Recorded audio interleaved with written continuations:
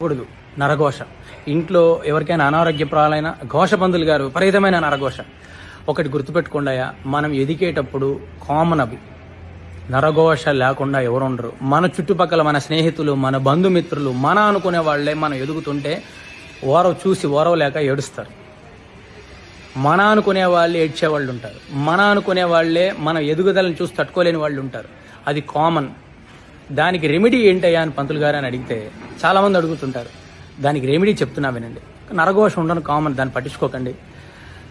సింపుల్గా ఎప్పుడు కూడా మీ ఇంటి ముందు గుమ్మం ముందు ఒక బూడిద గుమ్మడికాయ ఏలాడదీయండి. ఇంట్లోంచి బయటికి వెళ్ళేటప్పుడు ప్రతి ఒక్కరు కూడా చక్కగా నుదుటిన కుంకుమ ధరించి వెళ్ళండి. చిన్నపిల్లలకి కాటుకలు పెడతారు. అది చాలా మంచిది అన్నమాట, నరఘోషకి నరదిష్టి తగలకుండా. అలాగే అమావాస్యకి పౌర్ణమికి ఒక నిమ్మకాయ కోసి మీ గుమ్మం దగ్గర అటు ఇటు పెట్టి పసుపు కుంకుమ వేయండి. కొబ్బరికాయ కొట్టి అటు ఇటు పెట్టండి. పండు గుమ్మడికాయ కొట్టి అమావాస్యకి పౌర్ణమికి అటు ఇటు పెట్టండి. మీ ఇంటి గుమ్మానికి కొట్టేసి అటు ఇటు పెట్టి పసుపు కుంకుమ వేయండి. మరలా దాన్ని తొక్కకుండా ఎక్కడైనా ప్రదేశాల్లో వేయండి. ఈ మధ్యకాలంలో నేను చాలా మందిలో చూస్తుంటాను, ఈ అమావాస్యకి పౌర్ణమికి కొబ్బరికాయ గుమ్మడికాయలు కొట్టి రోడ్ల మీద వేస్తుంటారు, పక్కింటోడు ముందు వేస్తుంటారు. అదంతా చాలా తప్పు అండి. దయచేసి అలా చేయకండి. ఎక్కడైనా తొక్కని ప్రదేశంలో వేసేయండి.